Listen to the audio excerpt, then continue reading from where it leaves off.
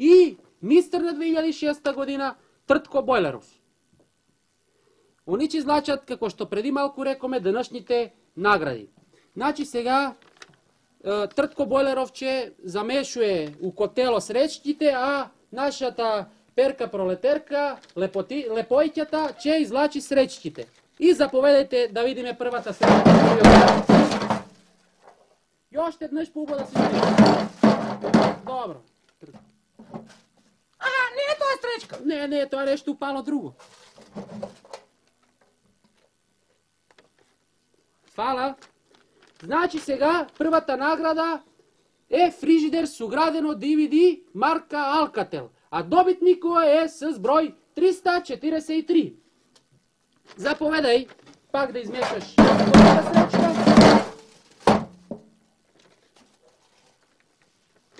Фала. Значи втората награда е јарем за дрвени воловски кола од фирмата Opel. Бројот е 434. Заповедај пак да замешаш сречките.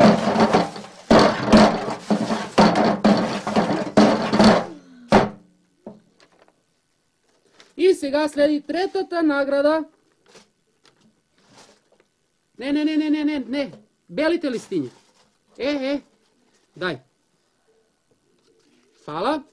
Значи сега третјата награда са опинци с въздушен ѓон и специјални ремички. Заповедај Тртко да излечеш третјата сречка. Да замешаш. Заповедај Перке. Фала. И сега третјата награда са опинци с въздушен ѓон и специјални ремички. Таја награда е од фирмата Adibas.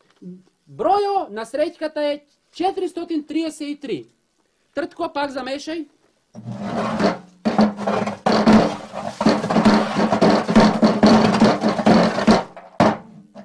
Перке може да излечеш.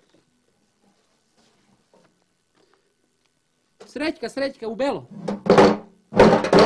Јач, ајде. Ајде, побрже.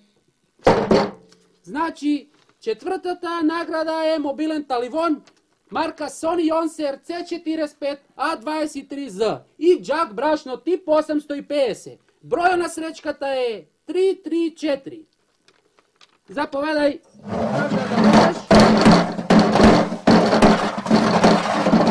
Добро.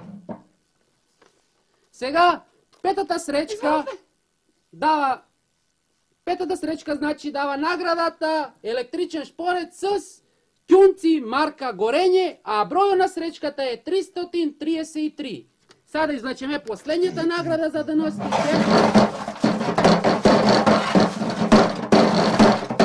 Заповедај. Добре. И последнијата награда за денес е казан за топење на мас и правење на спржа. Он се подарува од фирмата Топење.